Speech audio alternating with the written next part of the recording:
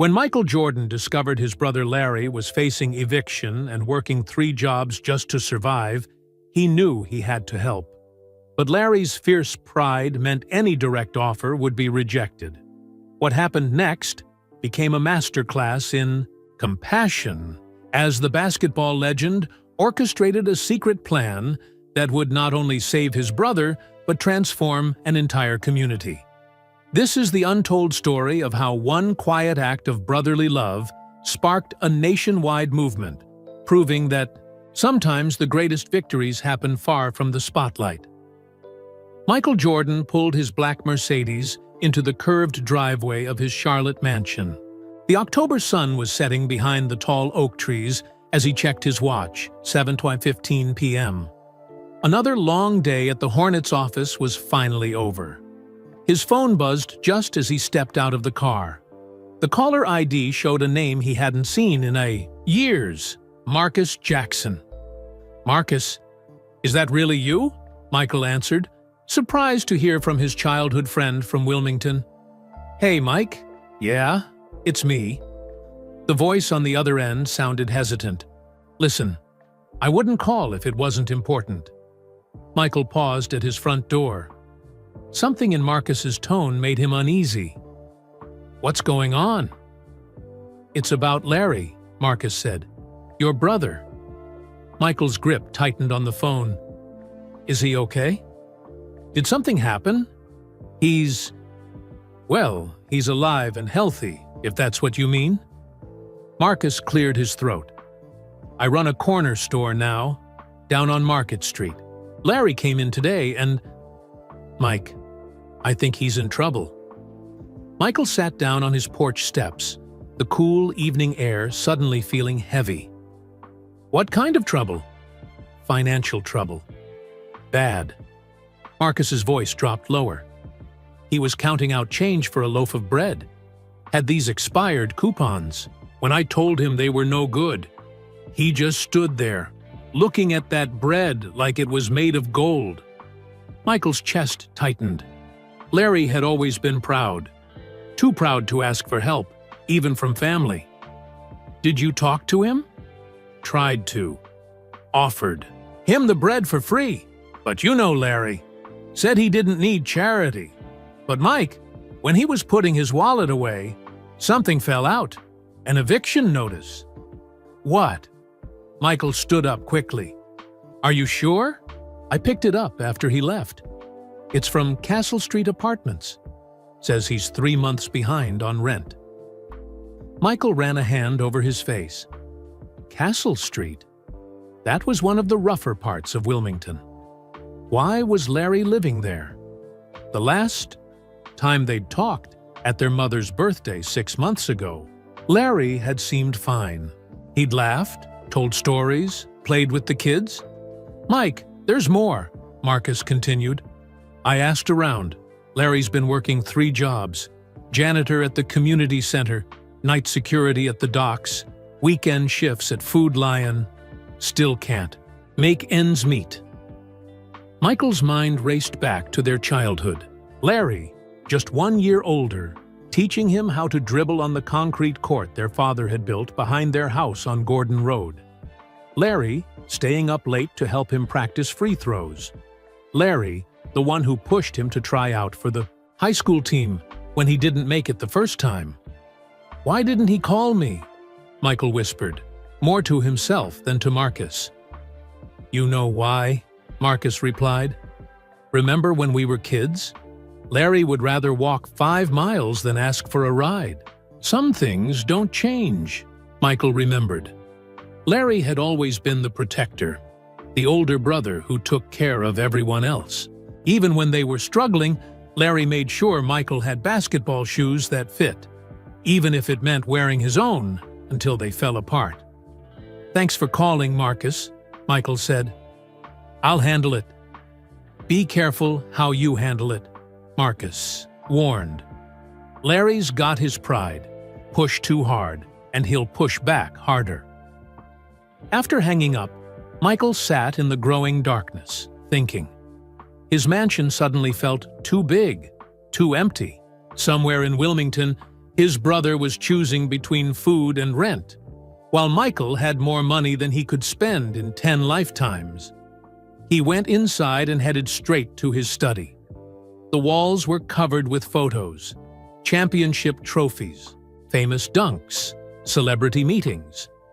But he searched for one particular picture, finally finding it in a drawer. It was from 1975. Two boys in matching red shirts, arms around each other's shoulders, basketball between them. Larry's smile was bright, confident. Michael's was shy, looking up at his big brother with pure admiration. Michael touched the photo gently. When had they grown so far apart? Success had taken him to Chicago, to fame, to fortune. But it had also created distance. Phone calls became less frequent. Visits became holidays only. And Larry, stubborn, proud Larry, had quietly faded into the background of Michael's superstar life. He picked up his phone again, almost dialing Larry's number. But Marcus's warning echoed in his mind. This needed a different approach. Michael opened his laptop and searched for Castle Street apartments. The images made him wince. Peeling paint, broken windows, reviews mentioning rats and leaky pipes. This was where his brother lived. He found the eviction notice Marcus had mentioned in his email. The landlord's name was printed at the bottom, Henderson Property Management. 3 months behind meant Larry owed at least $2,400, maybe more with late fees. For Michael, that was pocket change. He could write a check right now and solve everything, but he knew Larry would never accept it. The same pride that made Larry a great soldier, a devoted father, a respected coach, also made him refuse help, especially from his famous younger brother. Michael leaned back in his leather chair, forming a plan. If Larry wouldn't take help directly, he'd have to find another way. A way that preserved his brother's dignity while fixing this mess. His phone buzzed again. This time, it was a text from Marcus. Forgot to mention. Saw Larry's daughter Angela with him. She was wearing shoes with holes. Just thought you should know. That did it. Michael grabbed his car keys. He needed to see this for himself. Charlotte. To Wilmington was a 3-hour drive, but he'd make it in 2.5. As he drove through the night, memories flooded back. Larry teaching him to box out bigger players. Larry giving him his first pair of Air Jordans, saying, "These got your name on them, little brother." Larry in his army uniform, proud and strong, while Michael was still finding his way in the NBA. The dashboard clock read 10:45 p.m. when Michael reached Wilmington. He drove past their childhood home on Gordon Road, past the high school where they'd both played, finally turning onto Castle Street. The apartment building looked worse in person. Flickering streetlights cast shadows on cracked sidewalks. A group of men stood on the corner, eyeing his Mercedes suspiciously. Michael parked across the street and waited. The lights were on in apartment 3B, Larry's unit, according to the eviction notice. Through the window, he could see movement. Larry, still awake, probably worried about bills, about Angela, about tomorrow. Just then, a figure approached Larry's door and slipped something underneath before hurrying away. Michael squinted in the darkness. Another notice? A threat? Whatever. It was, Michael knew one thing for certain. His brother needed help, whether he wanted it or not. And Michael Jordan hadn't become a legend by giving up when things got tough. He started the car and drove to the nearest hotel. Tomorrow, the real game would begin. The morning sun streamed through the hotel window as Michael sat on the edge of his bed, holding an old photo album he'd brought from Charlotte. He hadn't slept well, his mind replaying images of Larry counting change for bread. He opened the album to a page marked Summer 1975. There they were, the Jordan boys on the concrete basketball court their father James had built behind their house on Gordon Road. Larry, 13 years old, showing 12-year-old Michael how to do a proper layup. Michael traced his finger over the photo. Larry had been everything to him back then. Coach, protector, and rival all rolled into one. "Keep your elbow in, Mike," Larry's voice echoed in his memory. "And follow through like you're reaching into a cookie jar." Those endless summer days had shaped both of them. While other kids played video games or watched TV, the Jordan brothers lived on that court. Their father's rule was simple: homework first, chores second, then basketball until the streetlights came on. Larry was the star. Then, everybody in Wilmington knew Larry Jordan could play. He was quick, smart, and had a jump shot that made high school coaches drool. Michael was just the skinny younger brother who tagged along. But Larry never made him feel small. When Michael got cut from the varsity team as a sophomore, it was Larry who found him crying behind the gym. "You think I made varsity my first try?" Larry had said, wiping Michael's tears. "Dad cut me from his church league team when I was your age. Said I needed to toughen up." "But you're so good now," Michael had protested. "Because I didn't quit, and neither will you. Tomorrow morning, 5 a.m., we start training." Michael smiled at the memory. For 6 months, Larry woke up before dawn to practice with him, dribbling drills in the dark, shooting until their arms ached, running suicides until they collapsed on the dewy grass. The next year, Michael not only made varsity, but became a starter. Larry was already in the Army by then, but he'd sent a letter. "Heard you're tearing it up, little brother. Always knew you would." Michael turned the page and found another photo. Larry in his Army uniform, standing proud at his graduation from basic training. Their mother, Dolores, was beaming beside him, while their father, James, tried to hide his tears. Larry had enlisted right after high school, not because he had to, but because he wanted to serve. "Basketball's just a game," he told Michael. "This is about something bigger." Michael had been angry at first. Larry could have played college ball, maybe even gone pro. But as years passed, he understood. Larry had always been about duty, responsibility, taking care of others. It's what made him who he was. The phone beside the bed rang, startling Michael from his memories. It was Marcus. "Mike, you there? I just saw Larry heading to his morning job. He cleans at the community center from 6 to 8 before his shift at Food Lion." "The community center on 3rd Street?" Michael asked, already reaching for his shoes. "Yeah, the George Washington Carver Center. Been working there about a year." Michael hung up and grabbed his keys. The Carver Center was only 10 minutes away. As he drove, more memories surfaced. Larry taking him to that same center for youth league games. Larry volunteering as a referee even though the pay was terrible. Larry always giving back to Wilmington even when he had little to give. The center looked older now, paint peeling. From the walls, basketball court cracked and faded. Michael parked across the street and watched through the windows. There was Larry, pushing a mop across the gym floor, his movements slow and tired. Michael's heart clenched.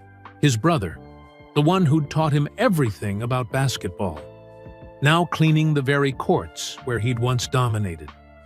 It wasn't right. He noticed something else. Larry kept pausing to massage his left shoulder. An injury? Michael made a mental note to find out. After an hour, Larry emerged from the center, changing from his janitor uniform into a Food Lion polo shirt.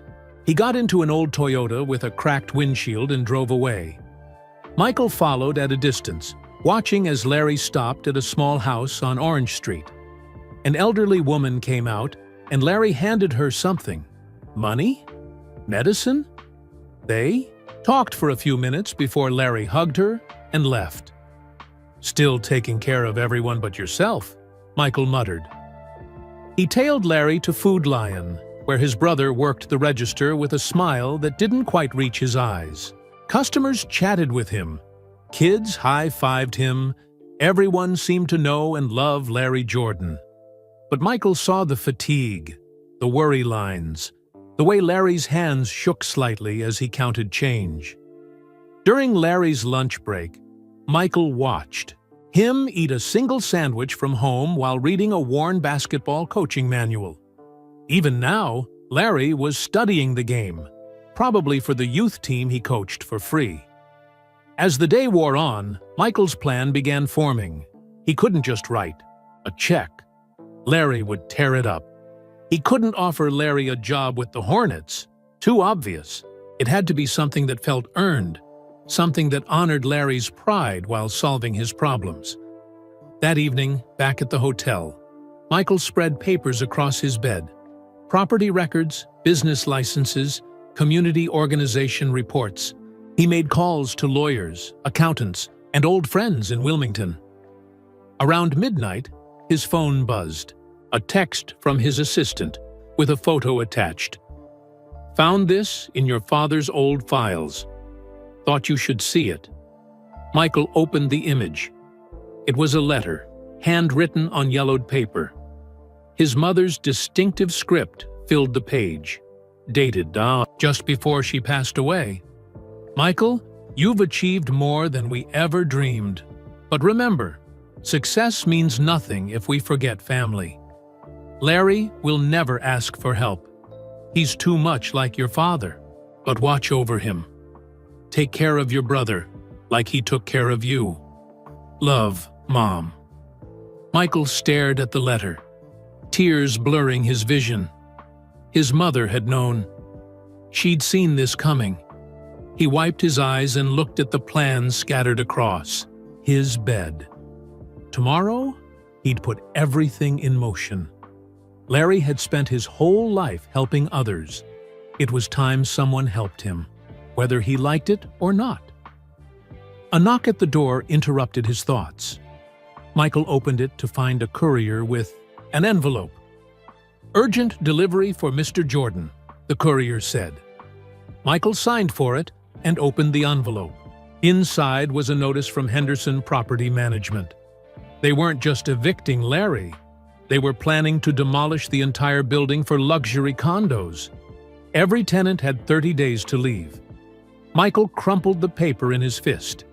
30 days. He had 30 days to save not just his brother, but an entire community. The game had just gotten bigger. Michael barely slept that night. By 5 a.m., he was already dressed in plain clothes, jeans, a baseball cap, and sunglasses. No one could know Michael Jordan was in Wilmington. He drove to Castle Street and parked a block away from Larry's apartment. The morning was cold, and fog rolled in from the Cape Fear River. Michael pulled his cap lower and waited. At 5:45, Larry emerged from the building, lunch bag in hand. He walked with a slight limp Michael hadn't noticed yesterday. Following at a safe distance, Michael watched his brother head to the community center for his cleaning shift. But Larry didn't go inside right away. He stopped at a small garden beside the building, where an elderly man was struggling with a heavy bag of soil. "Morning, Mr. Williams," Larry called out. "Let me help you with that." "Larry, you're too kind," the old man replied. "But you've got work." "Work can wait 5 minutes," Larry said, lifting the bag easily despite his obvious fatigue. "Where do you want this?" Michael watched as Larry spent 15 minutes helping Mr. Williams plant flowers, making him late for his own job. That was Larry, always putting others first, even when he was drowning. After Larry finally went inside, Michael approached Mr. Williams. "Excuse me, sir. I couldn't help noticing. You know Larry Jordan?" Mr. Williams smiled. "Everyone knows Larry. Best man in this neighborhood. Helps me with this garden every week. Never takes a dime. Says flowers make people happy, and happy people make better communities. Does he ever talk about his own troubles? Michael asked carefully. The old man's smile faded. Larry, don't complain. But I got eyes. See him working 3 jobs, wearing the same shoes for 2 years. His daughter Angela, sweet girl, needs braces. Larry's been saving for months, but then his car broke down. Mr. Williams shook his head. Pride's a funny thing. Makes good men suffer in silence. Michael thanked him and walked back to his car, his mind racing. Braces for Angela, car repairs, rent. The bills were piling up faster than Larry could earn. He spent the morning following Larry's routine. After the community center, Larry rushed to Food Lion for a 6-hour shift. During his lunch break, instead of eating, he tutored a teenage stock boy in math. You gotta pass algebra to stay on the basketball team, Michael overheard Larry telling the boy. Here, let me show you this equation again. The boy, maybe 16, looked frustrated. Why do you care so much, Mr. Jordan? You're just a grocery clerk. Larry smiled gently. I'm not just anything, son. I'm someone who believes in you. Now, try again. Michael felt his throat tighten. Larry had always been a teacher at heart. In another life, with different choices, he could have been coaching college ball, shaping young minds. Instead, he was stocking shelves and mopping floors. After Food Lion, Larry picked up Angela from school. Michael watched from afar as father and daughter walked home, Angela chattering excitedly about her day. Larry listened intently, nodding and asking questions despite his obvious exhaustion. They stopped at a dollar store. Through the window, Michael saw Angela pointing at a pack of colored pencils. Larry checked the price, counted his money, and slowly shook his head. Angela hugged him and said something that made Larry wipe his eyes quickly. Back at the apartment, Michael climbed the fire escape to get a better view.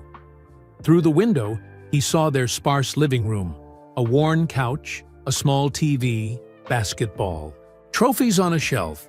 Larry was helping Angela with homework while cooking dinner on a hot plate.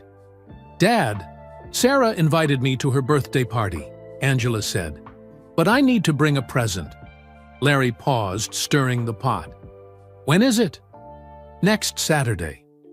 We'll figure something out, baby. Maybe we can make something special. It's okay, Dad. I told her I might be sick that day. Michael saw Larry's shoulders slump. The pain on his brother's face was unbearable to watch. Later that evening, Larry left for his security job at the docks.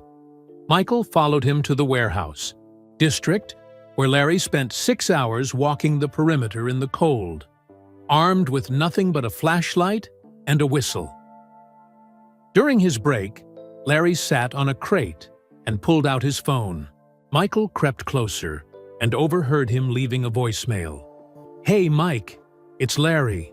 Just calling to say hi. Haven't talked in a while. Everything's good here.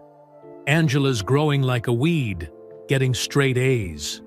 Hope you're good too. The Hornets are looking strong this year. Anyway, just wanted to hear your voice. Call when you can. Love you, little brother. Michael checked his phone. He had 17 missed calls from Larry over the past year. He'd been so busy with the team, with business, with his celebrity life, that he'd ignored them all. Just quick texts back. Busy now, talk soon. The shame hit him like a punch to the gut. Around 2 a.m., Larry's shift ended. As he walked to his car, 3 men approached him. Michael tensed, ready to intervene, but Larry knew them. Jordan, we need to talk, the largest man said. Mr. Kowalski wants his money.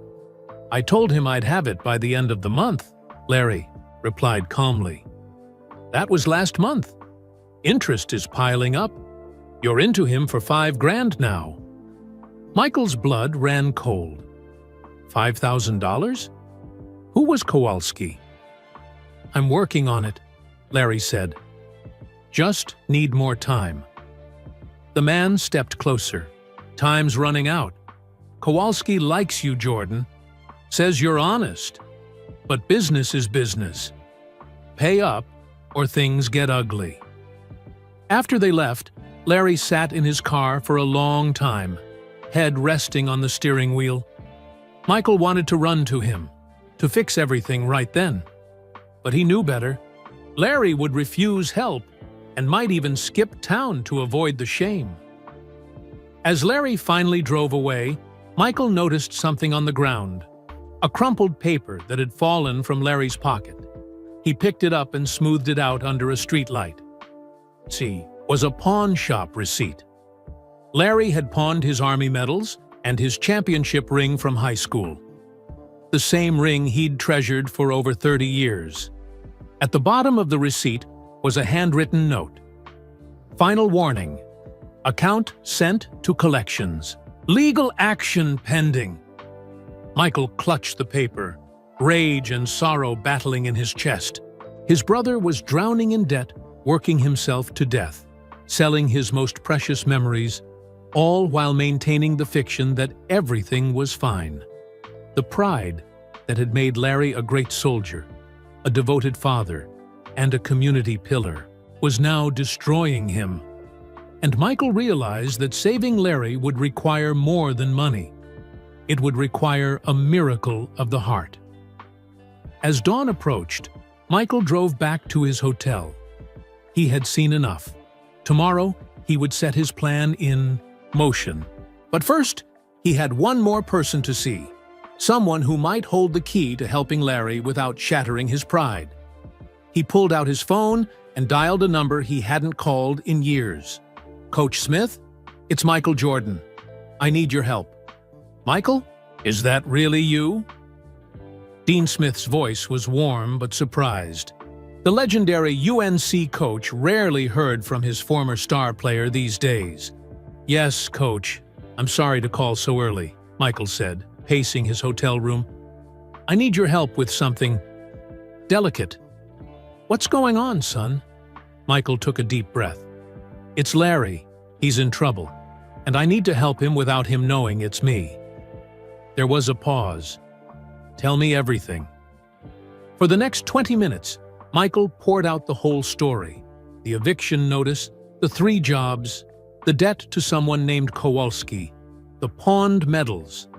Coach Smith listened without interrupting. "Larry was always proud," Smith finally said. "Even in high school, when he played for me at basketball camp. Never wanted special treatment for being your brother." "That's the problem, Coach. He'd rather lose everything than ask for help." "Then we don't ask him. We create opportunities he can't refuse. Let me make some calls." After hanging up, Michael called his accountant, Raymond Chen. "Raymond, I need you to dig into someone's finances. Quietly." "Whose finances, Mr. Jordan?" "My brother Larry's. And find out everything you can about a man named Kowalski in Wilmington." While Raymond worked, Michael decided to visit E.E. Smith High School, where both he and Larry had played. He'd heard Larry volunteered there as a basketball coach. The school looked older now, paint faded and windows cracked. Michael found the athletic director, Coach Patricia Williams, in her office. "Can I help you?" she asked, then froze. "Wait, you're just a concerned family member," Michael said quickly. "I heard Larry Jordan coaches here." Coach Williams's face lit up. "Larry's a godsend. Volunteers 20 hours a week, never takes a penny. The kids adore him." "Does he ever mention any problems?" She hesitated. "Larry doesn't complain. But last month, I offered to pay him for coaching. Just a small stipend. He turned it down, said others needed it more." She paused. "Though I did see him limping lately. Think his shoulder's bothering him too." Michael made a mental note about the injury. The kids really like him? Like him? They worship him. Half these boys don't have fathers at home. Larry fills that gap, teaches them about more than basketball, about character, responsibility, pride. Pride. There was that word again. Michael's phone buzzed. Raymond was calling back. "Mr. Jordan, I've got information," Raymond said. "Larry's in deep. 3 mortgages on the apartment, all past due. Medical bills from a work injury, 6 months. AGO, torn rotator cuff. He refused surgery because he couldn't afford time off work." What about Kowalski? Victor Kowalski runs a private lending business, basically a loan shark with a legitimate front. Larry borrowed $2,000 6 months, AGO for car repairs. With interest, it's now over $5,000. Michael's jaw clenched. What else? Larry's been paying his elderly neighbor's prescription costs, Mrs. Elena Rodriguez. She's on a fixed income, can't afford her heart medication. He's been covering it for a year. Of course he has, Michael thought. That's Larry. There's more, Raymond continued. Larry's been donating plasma twice a week for extra cash. And he's signed up for overnight shifts at a warehouse starting next week. If he takes that job, he'll be working 20 hours a day. He'll kill himself, Michael whispered. That's not all. The IRS has a lien on his bank account for back taxes, and Angela's school sent a notice about unpaid lunch fees. Michael closed his eyes. How had it gotten this bad? How had he not noticed? Raymond, I need you to set up a shell company, something that can't be traced back to me. What are you planning? I'm going to buy some property and create a job that Larry can't refuse. After hanging up, Michael drove to Castle Street Apartments. He knocked on the manager's door. "Mrs. Henderson?" he asked when an elderly woman answered. "Yes? I represent an investment group interested in your property." Her eyes narrowed. "Already sold it. Kowalski Development bought the whole block, closing next week." Michael's stomach dropped. Kowalski owned Larry's building? This was worse than he thought. "What if I offered you double?" Michael asked. Mrs. Henderson shook her head. "Contracts signed. Besides, Kowalski's not someone you cross. He's got connections." Michael left frustrated, but determined. He called Coach Smith again. "Coach, Kowalski owns Larry's building. He's the loan shark Larry owes money to." Smith whistled low.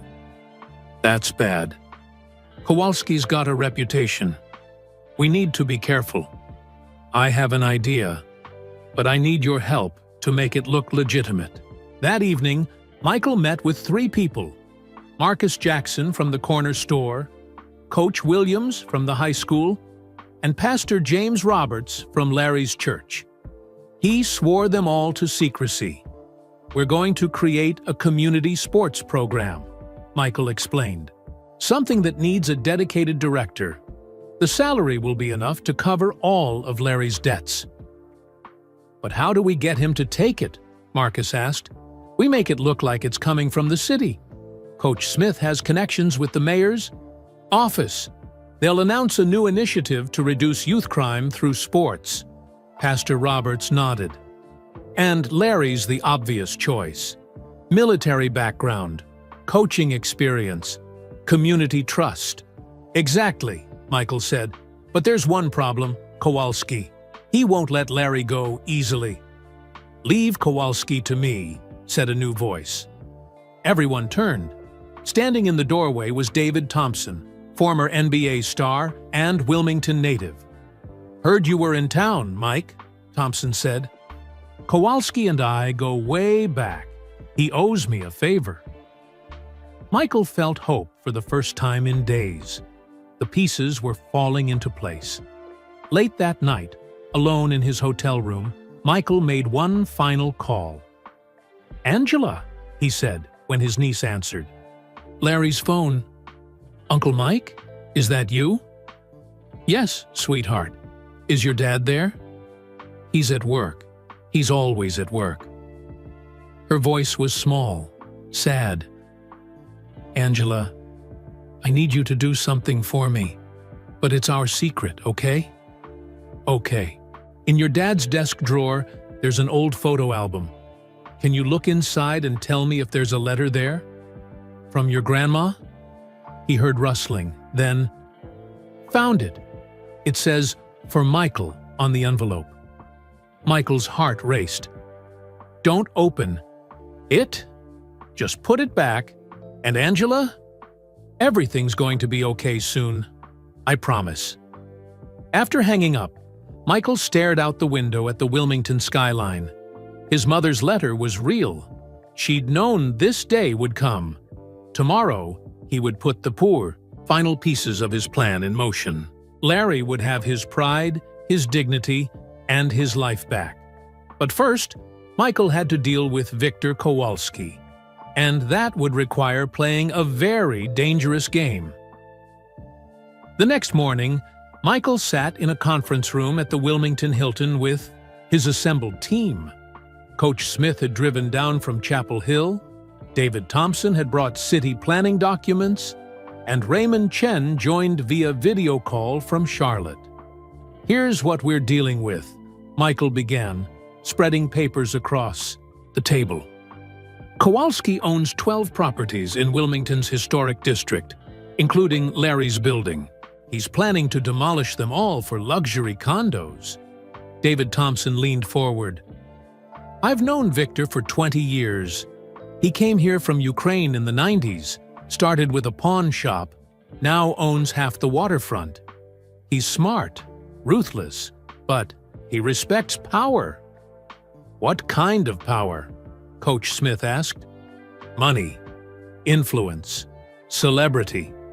Thompson looked at Michael. He's a huge basketball fan. Has a signed poster of you in his office? Michael nodded slowly. We can use that. But first, let's talk about the community center plan. Raymond's voice came through the speaker. I've set up the shell company, Carolina Community Sports Foundation. It's registered in Delaware. No direct ties to you, Mr. Jordan.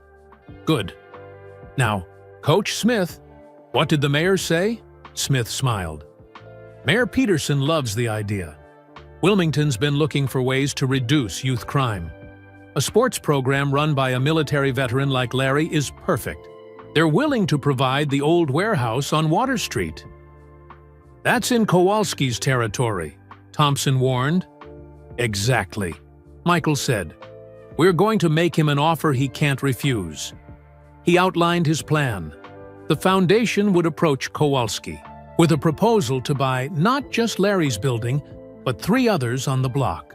They'd offer market value plus 20%, enough to make Kowalski interested, but not suspicious.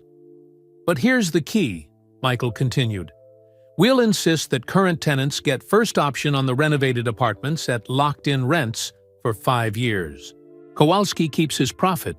Residents keep their homes. He'll never go for it, Thompson said. He will if the right person asks.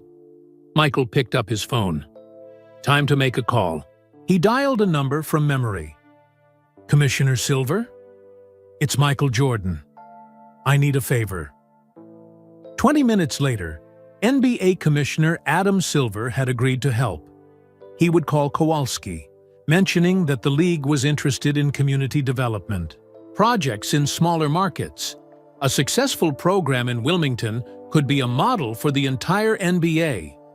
Kowalski will eat that up, Thompson said. He's always wanted legitimate recognition. With the property deal in motion, Michael turned to the community center itself. We need to make the director position so perfect for Larry that he can't turn it down. They crafted the job description carefully.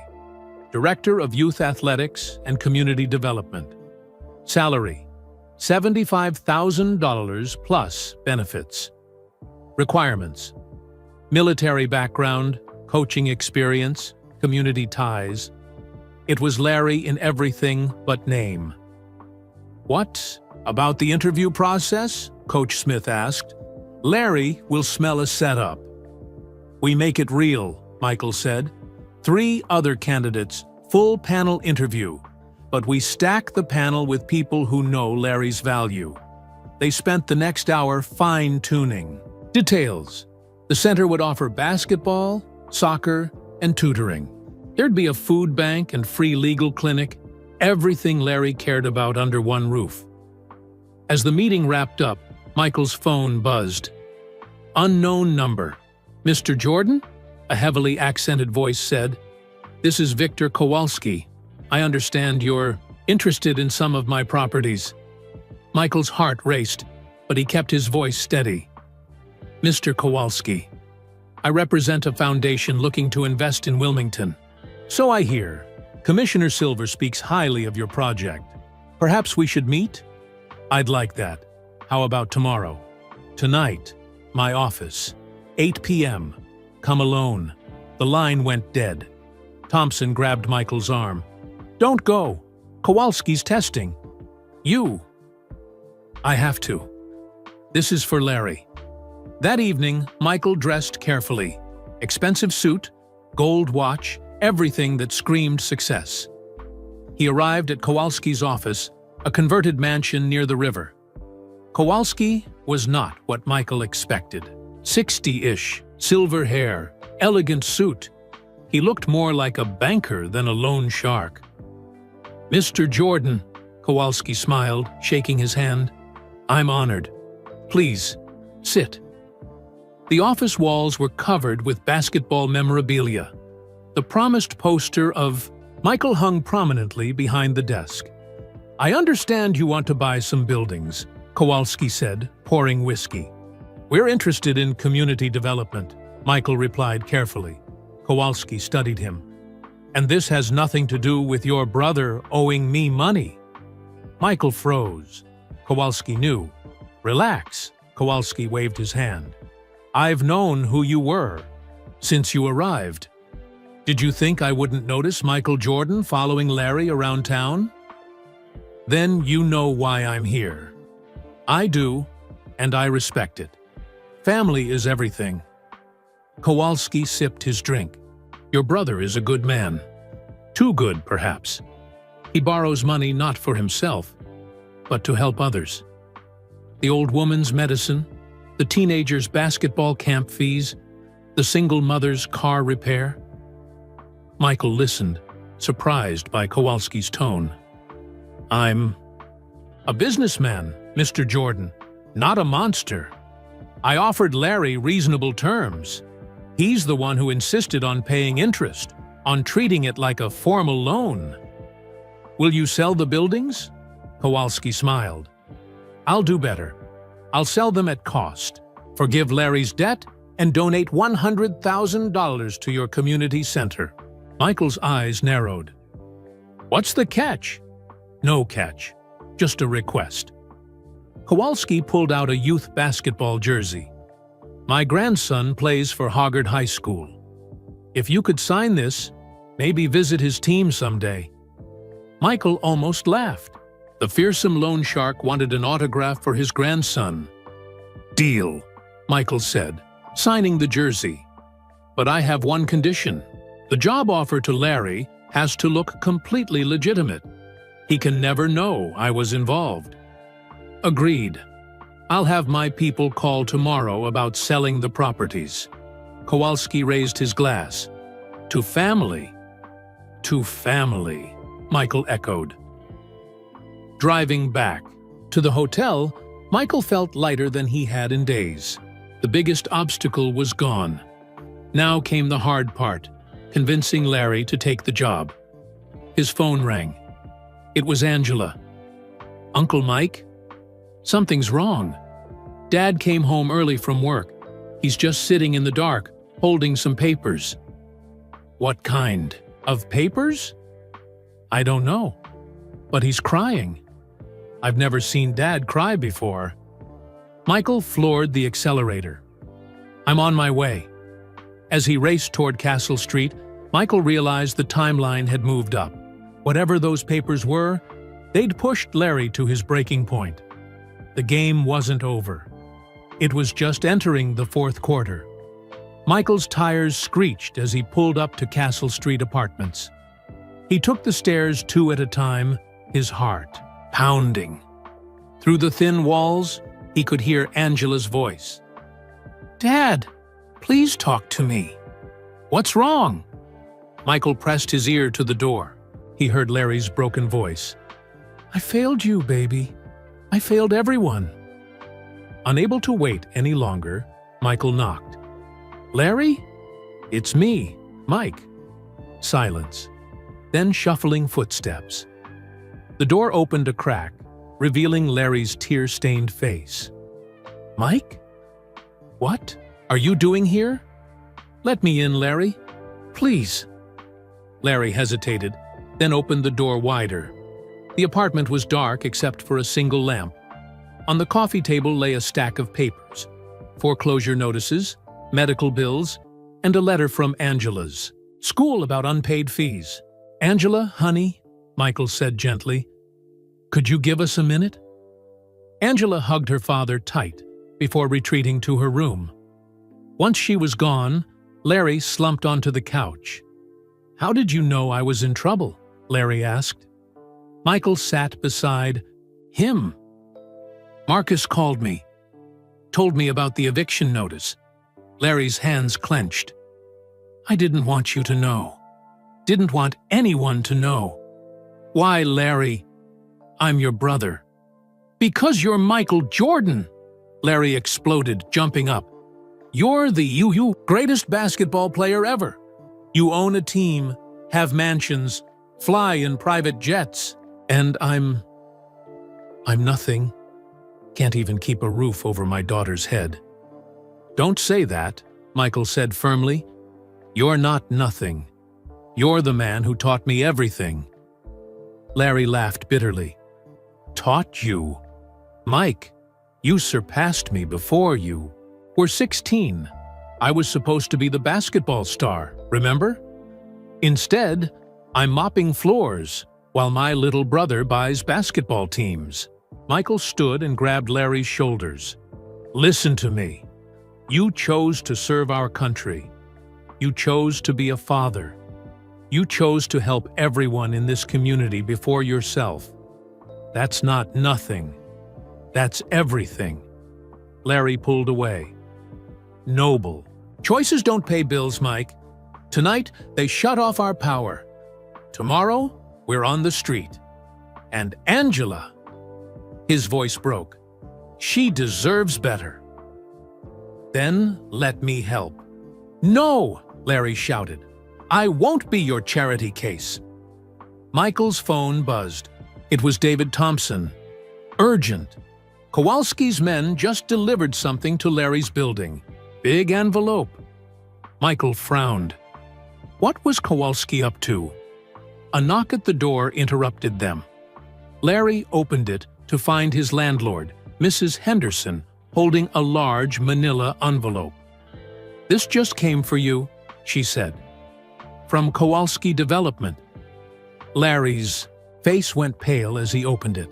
Inside was a check for $10,000 and a note. "Debt forgiven. Good luck with your new position." "VK. What new position?" Larry muttered, pulling out another document. It was a job offer from the Carolina Community Sports Foundation. Director of Youth Athletics. Starting salary, $75,000. "I don't understand," Larry said. "I never applied for this." Michael pretended to read over his shoulder. "Looks legitimate. Says they've been watching your volunteer work, your coaching. They want you to run a new community center. But the timing, it's too convenient." Before Michael could respond, Larry's phone rang. It was Mayor Peterson. "Mr. Jordan, this is Mayor Peterson. Congratulations on your new position. The City Council is thrilled to have you leading our youth initiative. Can you start Monday?" Larry stammered. I haven't even interviewed." "No need," the mayor said. "Your reputation speaks for itself. The foundation board voted unanimously. We've been looking for someone like you for months. After hanging up, Larry stared at the phone, then at the check, then at Michael. Did you do this? Michael met his brother's eyes. Larry, I've been in Charlotte running a basketball team. How could I arrange all this? Larry studied him for a long moment. Swear to me, Mike. Swear this isn't your doing. Michael chose his words carefully. I swear I didn't create this job or pay off your debt. Technically true. The foundation and Kowalski had done those things. Larry's shoulders sagged. $75,000 a year. Benefits. Housing allowance. He looked around the shabby apartment. We could move somewhere safe. Angela could have her own room. Maybe even save for college. Sounds like a dream come true, Michael said softly. It does. Larry wiped his eyes. But why me? There are dozens of qualified people? Because you care, Michael said. Every kid in this neighborhood knows you, trusts you. You've been doing the job for free for years. Now you'll get paid for it. Larry walked to Angela's door and opened it. She was pretending to sleep, but clearly listening. Angel, pack your things. We're moving. Angela shot up. Really, Dad? Really? Your dad got a new job. A good job. Angela flew into Larry's arms, and Michael felt tears sting his eyes. This was what it was all about. Giving Larry back his dignity, his purpose, his ability to provide. Later that night, after helping Larry and Angela pack their essentials, Michael stepped outside to make a call. It's done, he told David Thompson. He accepted the position. There's more, Thompson said. Kowalski just called. He's not just selling the buildings, he's donating them to the foundation. Says it's a tax write-off, but I think your visit changed him. Michael smiled. Sometimes the toughest opponents became the strongest allies. Back in the apartment, he found Larry on the balcony, looking at the stars. Remember when Dad built that basketball court? Larry asked. Every day, Michael replied. He said it wasn't about basketball. It was about giving us something to work for, something to be proud of. Larry turned to face him. I lost that somewhere along the way. Got so focused on surviving, I forgot about living. You never lost it, Michael said.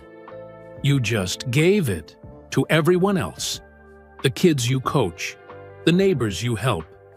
Angela. Now it's your turn. Larry nodded slowly. This job, it feels like destiny. Like everything I've been through prepared me for this. If you only knew, Michael thought. As they stood in comfortable silence, Larry's phone buzzed with a text from an unknown number. Congratulations on the new position. Your mother would be proud. A friend, Larry showed it to Michael, confused. Who would send this? Michael kept his face neutral, though he recognized Coach Smith's handiwork. Someone who knows you deserve this chance. The next morning, as Larry and Angela prepared to move to temporary housing provided by the foundation, Michael watched from his car. His brother stood taller, smiled wider, moved with purpose again. Michael's phone rang. It was his assistant. From Charlotte. Mr. Jordan? The media found out about the community center. They want to know if you're involved. Michael glanced at Larry, who was laughing with Angela as they loaded boxes. Tell them I know nothing about it. This is a local Wilmington initiative. But sir, if people knew what you did, they don't need to know. Some victories are sweeter when they're silent. As he drove away, Michael felt his mother's presence. He'd kept his promise. Larry would never know about the late-night meetings, the shell company, the carefully orchestrated plan. He'd simply believe that sometimes good things happen to good people. But as Michael reached the city limits, his phone buzzed with a text from Larry. Mike, Wait, there's something you need to see at Mom and Dad's old house. Meet me there in an hour. Michael's heart skipped. What had Larry discovered? Michael drove slowly down Gordon Road, his palms sweating on the steering wheel. His parents' old house stood at the end of the street. Its white paint faded, but the basketball court in the backyard still visible. Larry's car was already in the driveway. As Michael parked, he saw his brother waiting on the front porch, holding a cardboard box. "Found this in the attic," Larry said as Michael approached. "Mrs. Washington next door called me. Said she's been keeping an eye on the house. Saw some people coming and going the past few days." Michael's stomach tightened. Had someone spotted him during his investigation? Larry opened the box. Inside were stacks of papers, photos, and newspaper clippings. "Look at this," he said, pulling out a folder labeled Community Guardian Angel. The folder contained dozens of stories, anonymous donations to local families, mysterious scholarships for Wilmington students, failing businesses suddenly, saved by unnamed investors, all spanning the past 20 years. "What is this?" Michael asked, though he recognized some of the stories. He'd quietly helped many of these people over the years. "That's what I thought you'd ask," Larry said, watching him carefully. "But then, I found this." He pulled out a photo from 1995. It showed Michael at a community center opening, standing in the background while local officials cut the ribbon. Michael remembered that day. He'd anonymously funded the center's renovation. "You've been doing this for years, haven't you?" Larry asked softly. "Helping people without taking credit." Michael stayed silent, neither confirming nor denying. "Mrs. Washington told me something interesting," Larry continued. "Said she saw a man who looked just like you talking to Pastor Roberts last week, and Marcus at the corner store mentioned a concerned family member, asking about me." Michael sighed. "Larry, Wait." Larry held up his hand. "There's more." He pulled out a receipt from the box.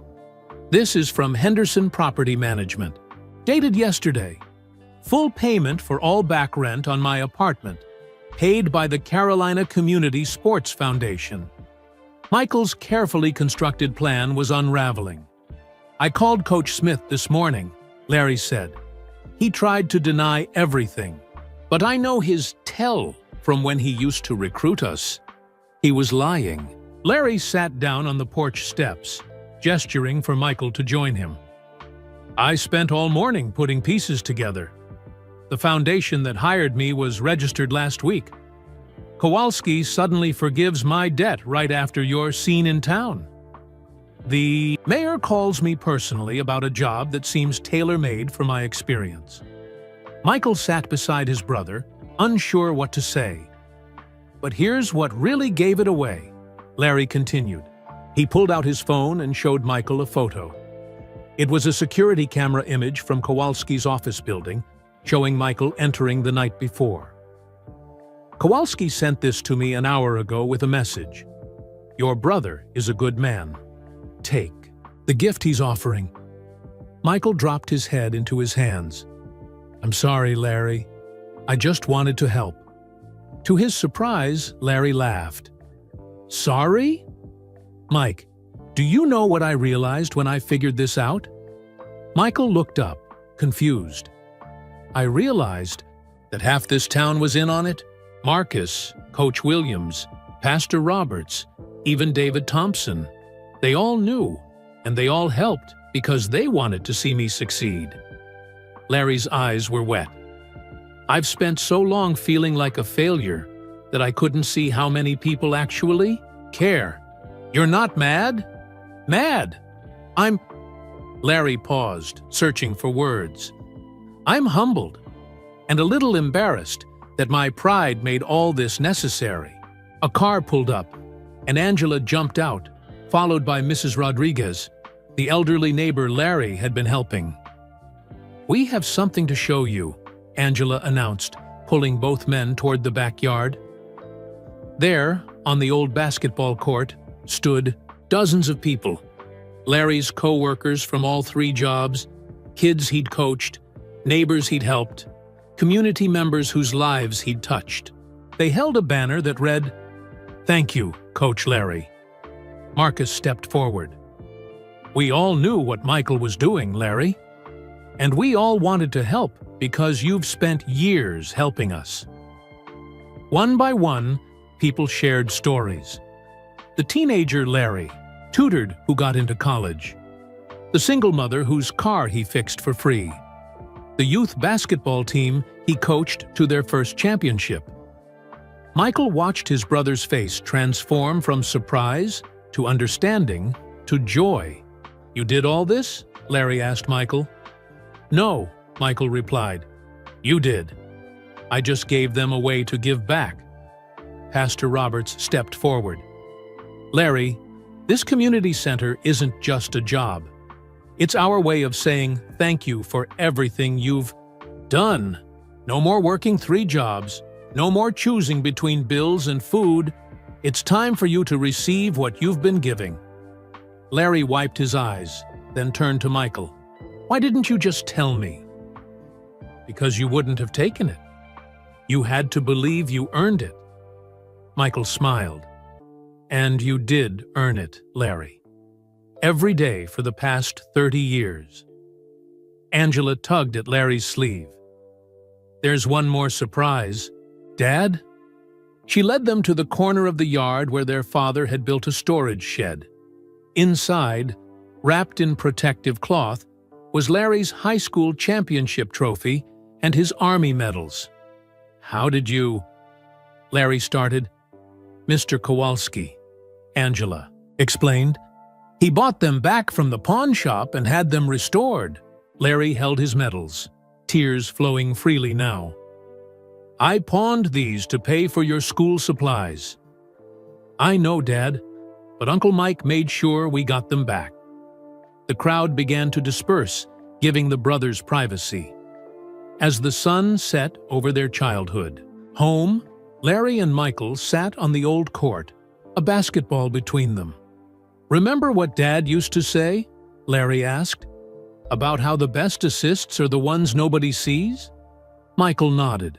"He said that's what family does, set each other up for success without needing credit." "Took me a while to understand that," Larry admitted. "I was so focused on being the provider, the protector, that I forgot it's okay to need help sometimes." "We all need help, Larry. Even me." Larry raised an eyebrow. "You? What help do you need?" Michael smiled. "I need my big brother back, the one who taught me that winning isn't about points or trophies, it's about lifting others up." They sat in comfortable silence until Angela called out, "Hey, are you two going to play, or just talk all day?" Larry grinned, picking up the ball. "What do you say, Mike? One more game?" "You're on," Michael replied. "But fair warning, I've improved since we were kids." "We'll see about that," Larry laughed, dribbling toward the hoop. As they played, Michael realized this wasn't the end of the story. It was a new beginning. The community center would open next month, and Larry would transform countless lives. But more importantly, 2 brothers had found their way back to each other. The game ended with Larry hitting a perfect jump shot, just like old times. As they walked off the court, arms around each other's shoulders, Michael's phone buzzed with a message from his assistant. "The community center story has gone national. ESPN wants an interview." Michael showed it to Larry. "What should I tell them?" Larry thought for a moment. "Tell them the truth. That sometimes the greatest victories happen off the court, and that family is always worth fighting for." As they headed inside their childhood home, neither brother noticed the young reporter from the Wilmington Star watching from across the street, camera in hand. Sarah Martinez had just captured the photo that would soon inspire millions. Michael Jordan and his brother, laughing together on the court where it all began. Sarah Martinez rushed back to her small office at the Wilmington Star, her hands shaking with excitement. The photo on her camera was pure gold. Michael Jordan and his brother Larry, embracing on their childhood basketball court, both men's eyes glistening with tears. She'd been following a tip about mysterious renovations at the old Jordan house when she stumbled upon the gathering. Now, she had the story of a lifetime. Meanwhile, Larry and Michael sat in their parents' old kitchen, sharing a pizza like they used to as kids. "I still can't believe you bought back my medals," Larry said, fingering the bronze star he'd earned in Iraq. "Kowalski bought them, actually," Michael corrected. "Turns out he has a soft spot for veterans." Larry's phone buzzed. It was an email from the foundation. "Director Jordan, please review the attached plans for the James R. Jordan Community Center. Groundbreaking ceremony scheduled for next Saturday." "They named it after Dad?" Larry's voice cracked. Michael nodded. "Seemed right. He's the one who taught us that helping others matters more than personal glory." As they talked, Sarah Martinez was writing furiously. Her editor, Tom Bradley, peered over her shoulder. "This is huge, Sarah, but we need to verify everything before we publish." "I've got sources," Sarah said. Mrs. Washington confirmed seeing Michael in town. "The property records show the foundation's purchases. And look at this." She pulled up a document on her computer. The foundation's board includes Dean Smith and David Thompson. Tom whistled. Michael Jordan secretly saves his brother from homelessness, rallies entire community, creates jobs program. This isn't just local news, this is national. The next morning, Larry arrived at the future community center site on Water Street. Construction crews were already working, transforming the old warehouse. A sign read, "Future Home of the James R. Jordan Community Center, opening December 2024. Mayor Peterson greeted him warmly. "Ready for your first day, Director Jordan?" Larry smiled. More than ready. As they toured the facility, Larry's phone kept buzzing with messages. Former players he'd coached, neighbors he'd helped, all congratulating him. The community grapevine was working overtime. Michael, back in Charlotte, was in a meeting when his publicist burst in. "We have a situation," she said, showing him her tablet. The Wilmington Star's website blazed with the headline, "Air Jordan's Secret Mission: How Michael Jordan Saved His Brother and a Community." Michael read quickly. Sarah Martinez had done her homework. The article detailed everything: Larry's struggles, Michael's covert operation, the community's involvement, and the creation of the foundation. But it wasn't just an exposé. It was a celebration of brotherhood, community, and quiet generosity. The story ended with a quote from Mrs. Rodriguez. "Larry Jordan spent years helping everyone else while he suffered in silence. His brother didn't. Just save him. He showed us all what family really means." Within hours, the story went viral. CNN, ESPN, and major newspapers picked it up. Social media exploded with Ramadan Brothers Keeper and Jordan Family hashtags. In Wilmington, Larry was overwhelmed by the attention. Reporters surrounded the community center site. "Mr. Jordan, how does it feel to know your brother orchestrated all this?" Larry paused, choosing his words carefully. "Humbled, grateful, but not surprised. That's who Michael is. Not just the basketball legend, but the brother who never forgot where he came from. Are you angry he kept it secret?" "No," Larry smiled. "He knew my pride would get in the way. Sometimes love means knowing when to help quietly." That evening, Michael called Larry. "I'm sorry the story broke," Michael said. "I know you value your privacy." "Don't be," Larry replied. Maybe this is what was supposed to happen. People need to see that even legends have regular family struggles, that it's okay to need help. The Foundation's phone is ringing off the hook, Michael added. Donations are pouring in. People want to help expand the program to other cities. Larry was quiet for a moment. You know what this means, right? What? We can't stop at Wilmington. There are Larry Jordans in every city. Good people too proud to ask for help. We need to find them. Michael grinned. Already thinking like a director. I like it. The next Saturday, the groundbreaking ceremony drew hundreds. Michael flew in, this time publicly. As the brothers stood together, shovels in hand, Larry leaned over. Remember when Dad made us dig the holes for our basketball court? Michael laughed. Took us all day. Our hands were covered in blisters. He said anything worth having is worth working for, Larry recalled. He also said the work isn't done when you succeed, Michael added. It's done when you help others succeed too. They broke ground together as cameras flashed. In the crowd, Sarah Martinez smiled, knowing her story had started something bigger than she'd imagined. That night, in Larry's new apartment, provided by the Foundation, Angela showed her father something on her tablet. Look, Dad, you're trending on Twitter. The screen showed thousands of messages. People sharing stories of siblings helping siblings, communities coming together, pride giving way to love. One message stood out. My brother's struggling like Larry was. Because of this story, I'm driving to see him tomorrow. Thank you, Jumpman 23, for showing us how it's done. Larry wiped his eyes. This is bigger than us now, isn't it? Angela hugged him. It always was, Dad. Uncle Mike just helped everyone see it.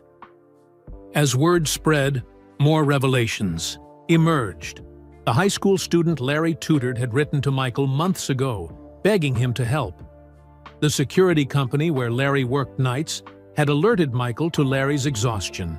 Even Kowalski admitted he'd been waiting for someone to intervene. The story took on a life of its own. The Jordan Brothers Foundation was officially launched, dedicated to helping proud, hard-working people who'd fallen on hard times. The tagline, because everyone needs an assist sometimes. In the following weeks, Larry threw himself into his new role. The community center became a beacon of hope. Basketball courts filled with kids, tutoring rooms buzzed with activity, and the food bank served hundreds of families. One evening, as Larry locked up the center, he found Michael waiting outside. Thought you were in Charlotte, Larry said. Had to check on my investment, Michael joked.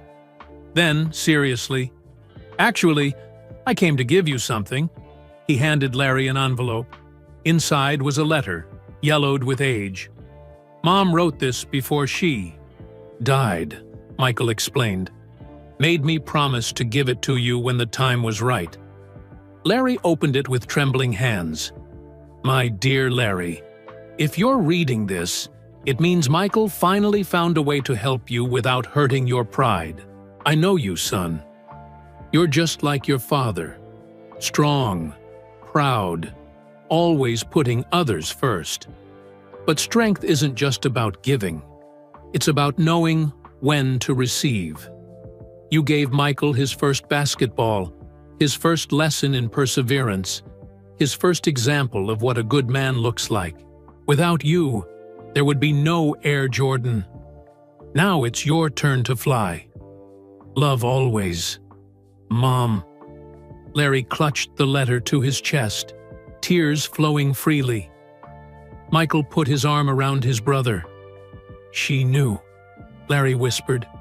She always did, Michael replied. She made me promise to watch over you, but she knew I'd have to be sneaky about it.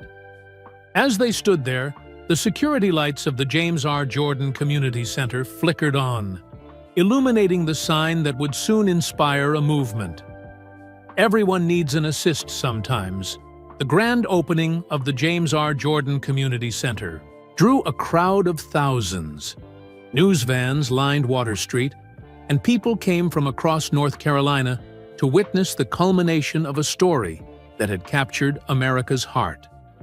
Larry stood at the entrance, greeting each person by name. He wore a crisp, blue suit, his first new one in years, with his bronze star pinned proudly on the lapel. Beside him, Angela beamed in a yellow dress, no longer the worried child who'd called her uncle in desperation just months ago. Michael arrived quietly through the back entrance, wanting Larry to have the spotlight. But as he watched his brother interact with the community, he felt a tap on his shoulder. "We need to talk," Larry said, his expression serious. They stepped into Larry's new office, where a single framed photo sat on the desk. Their family at the old basketball court, all smiles and dreams. "I know what you did," Larry began. "All of it." Michael tensed, ready to explain again, but Larry held up his hand. "No, I mean, I know everything." Larry pulled out a thick folder. The shell companies, the late-night meetings, the 50 other families you've helped over the years without anyone knowing. Michael sat down heavily. "How did you—" Sarah Martinez. She kept digging after her article. Found a pattern going back decades. Anonymous donors, mysterious benefactors, problems solving themselves just when families hit rock bottom. Larry's eyes were wet. "You've been doing this since your first NBA paycheck, haven't you?" Michael nodded slowly. "Dad always said, 'To whom much is given, much is required.' I never wanted the attention. The help should be about the people receiving it, not the one giving it." Larry walked around the desk and pulled Michael into a fierce hug. "You stubborn fool.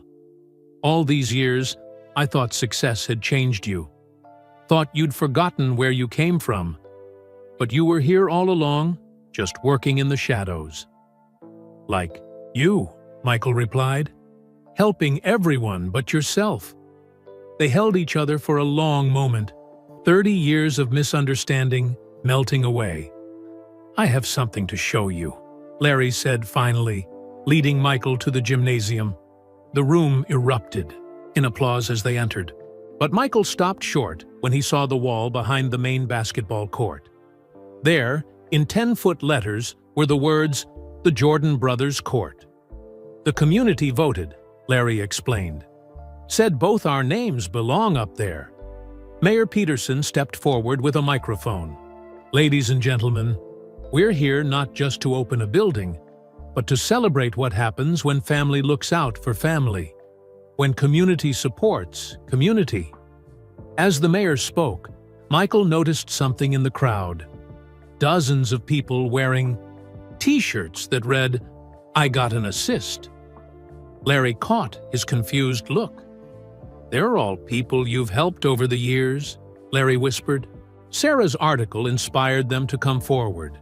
No names, no details, just showing solidarity. Michael scanned the crowd, recognizing faces. The single mother whose mortgage he'd secretly paid, the veteran whose medical bills disappeared overnight, the teenager whose mysterious scholarship changed her life. "They're not here for recognition," Larry continued. "They're here to pay it forward. Each one has pledged to help someone else in need." The mayor concluded his speech and handed the microphone to Larry. "Thank you all for coming," Larry began, his voice steady. "This center isn't about me or my brother. It's about what happens when we remember that we're all family. When we stop letting pride prevent us from helping or being helped." He paused, looking at Michael. "My brother taught me something important. Not through his fame or his fortune, but through his heart. He showed me that true greatness isn't measured in points scored or trophies won. It's measured in lives touched, in dignity preserved, in hope restored." The crowd applauded, But Larry wasn't finished.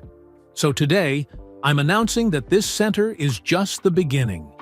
The Jordan Brothers Foundation will expand to 10 cities next year, focusing on helping proud, hardworking people who've hit hard times. Because everyone needs an assist sometimes, the crowd finished in unison. As the ribbon-cutting ceremony proceeded, Michael and Larry stood side by side, scissors in hand. Just before they cut, Larry leaned over. "Want to play one-on-one after this? For old time's sake?" Michael grinned. "You're on, but fair warning, I might let you win this time." "Let me win?" Larry laughed. "Brother, I've got news for you." They cut the ribbon together as cameras flashed, and the crowd cheered. Then, true to their word, they changed into basketball gear and met on the court that bore their names. The game was less about competition and more about joy. They played like kids again, laughing at missed shots, celebrating made ones. The crowd watched in delight as two brothers found their way back to the simple pleasure that had started it all. As the sun set, Michael made a shot from the corner, the same spot where Larry had taught him to shoot 35 years ago. Larry rebounded and held the ball. "Remember what Dad used to say about this spot?" Larry asked. "That's where legends are made," Michael quoted. "He was right," Larry said, "but not about basketball. This is where you learned that helping others matters more than helping yourself. Where I learned that accepting help doesn't make you weak. It makes you family." They walked off the court arm in arm, past the cheering crowd, past the cameras, past Sarah Martinez, who was wiping tears as she typed her follow-up story. Later that evening, at a private family dinner, Michael stood to make a toast. "To Larry," he said, raising his glass, "who taught me that being a big brother isn't about age, it's about showing up when it matters. Who showed me that true pride isn't about never falling, it's about how you rise, and who reminded me that the best assists are the ones that help others score." Larry stood too. To Michael, who proved that real champions aren't made in stadiums, they're made in moments like these. Who showed me that wealth isn't measured in dollars, it's measured in the lives you change. And who kept Mom's promise in the most beautiful way possible. As they clinked glasses, Angela spoke up. "So what happens now?" Michael and Larry exchanged glances, then smiled. "Now," Michael said, "now we get to work. There are thousands of Larry Jordans out there, too proud to ask for help. Thousands of communities waiting for someone to believe in them. And we're going to find them," Larry added, "one assist at a time." Outside, the lights of the James R. Jordan Community Center glowed against the Wilmington sky. Inside, two brothers had begun a new game, one with no scoreboard, no time limit, and no end to the possibilities. As the family celebrated, Michael's C2 phone buzzed with a message from an unknown number. "I'm facing eviction and saw your story. Too ashamed to ask for help, but desperate. Can you assist?" Michael showed it to Larry, who smiled. "Looks like our next play is already in motion." Larry said, "Together?" Michael asked. "Together," Larry confirmed. And somewhere, their parents smiled, knowing their boys had finally understood what they'd tried to teach them all along. That the greatest victories in life aren't won alone. They're shared with those you love. Turkey. Months after the community center opened, Sarah Martinez sat in her new office at ESPN, working on a follow-up documentary. Her original article had won a Pulitzer Prize, but more importantly, it had sparked a nationwide movement. On her desk lay folders from across America, stories of siblings helping siblings, communities rallying around struggling families, proud people learning to accept help. The Jordan brothers' story had become a blueprint for compassion. In Wilmington, the James R. Jordan Community Center bustled with activity. Larry walked through the halls, checking on the after-school program, the job training center, and the food bank. Each section hummed with purpose. "Mr. Jordan," called Maria Gonzalez, the tutoring coordinator. "You need to see this." She led him to a classroom where Angela was helping younger students with math. His daughter had become a volunteer tutor, inspired by watching her father. "She's here every day after school," Maria whispered. "Says she wants to give back like you taught her." Larry's chest swelled with pride. The cycle of helping had come full circle. Meanwhile, in Chicago, Michael addressed a packed auditorium of business leaders. The Jordan Brothers Foundation had grown beyond their wildest dreams, with chapters in 20 cities and corporate sponsors lining up to contribute. "We've helped over 5,000 families this year," Michael announced. "Not with handouts, but with opportunities, job training, education, housing assistance, giving people the tools to rebuild their lives." After his speech, a familiar face approached. Victor Kowalski. "Mr. Jordan," Kowalski smiled. "I wanted to thank you." "Thank me? For what?" "For showing me a better way to use my resources. I've converted all my payday loan businesses into micro-lending programs with fair rates. Your brother helps oversee them." Michael shook his hand warmly. Sometimes the toughest opponents become the strongest allies. Back in Wilmington, Larry received a special delivery, a framed letter from the White House. The president had heard their story and wanted to model a national initiative after their foundation. "Can you believe this?" Larry called Michael. "They want us to testify before Congress about helping working families." "I believe it," Michael replied. "Remember what Mom used to say? Start where you are, use what you have, do what you can." And look where it led, Larry marveled. That evening, ESPN aired Sarah's documentary, The Assist: How Two Brothers Changed America. It featured interviews with families they'd helped, community leaders, and childhood friends. The most powerful moment came when Sarah revealed something she'd discovered in her research: their mother's diary from 1975. She read an entry aloud. "Today, I watched my boys play basketball for hours.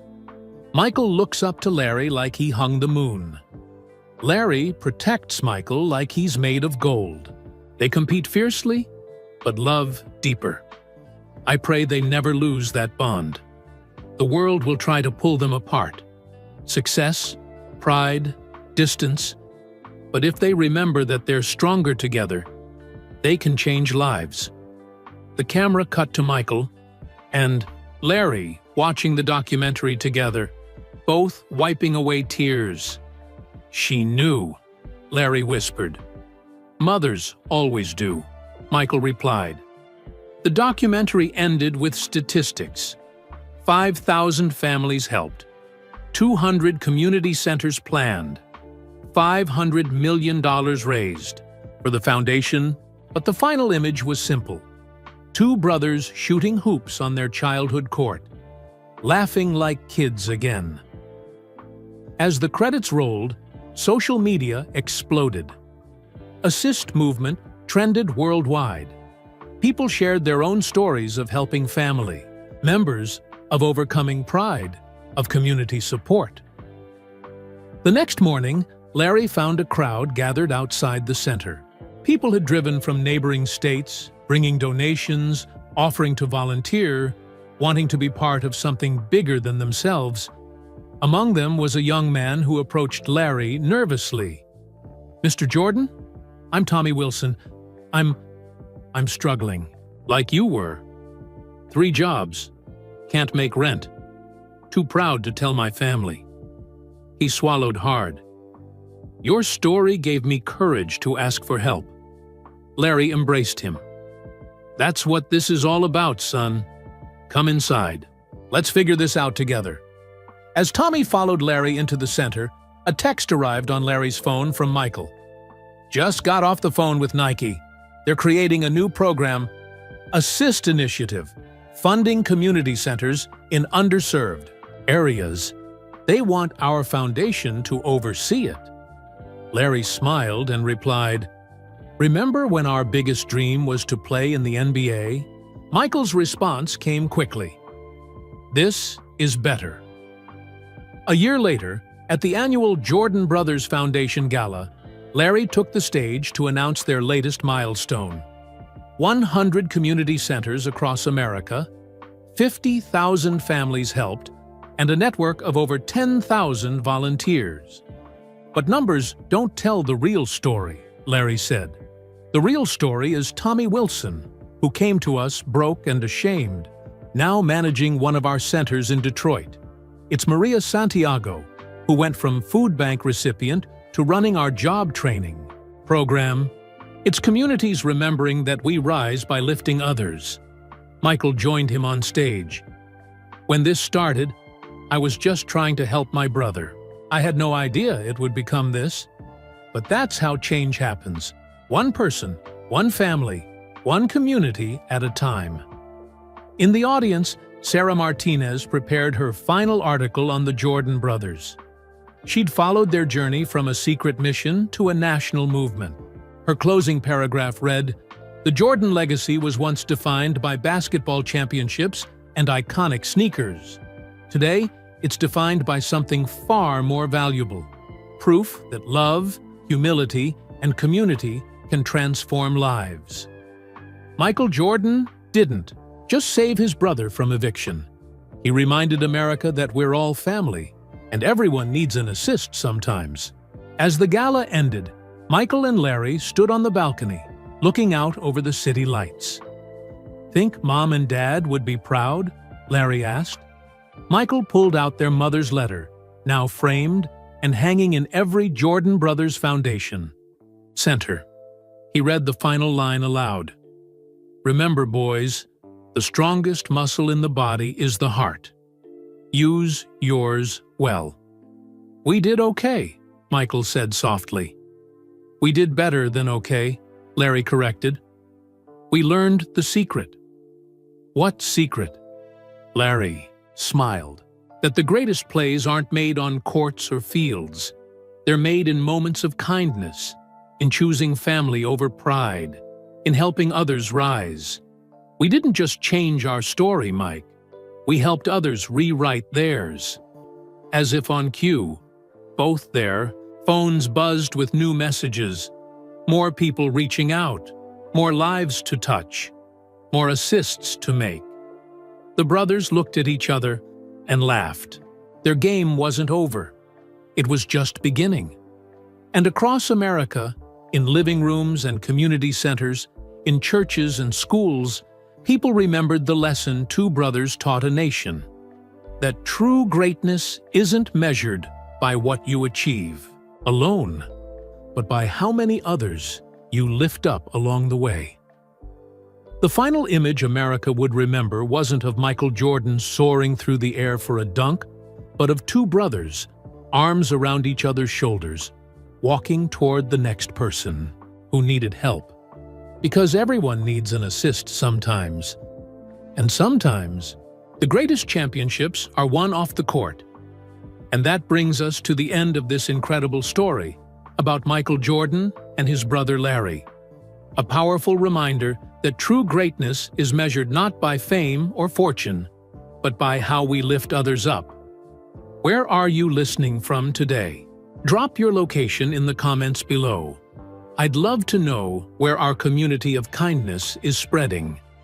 If this story touched your heart, please hit that like button and subscribe to our channel for more inspiring true stories that celebrate the best of humanity. Your support helps us share these important messages with even more people. Don't forget to share this video with your friends and family. You never know who might need to hear this message today. Someone struggling with pride, someone needing help, or someone looking for the courage to reach out to a loved one. Remember, everyone needs an assist sometimes. Until next time, keep spreading kindness.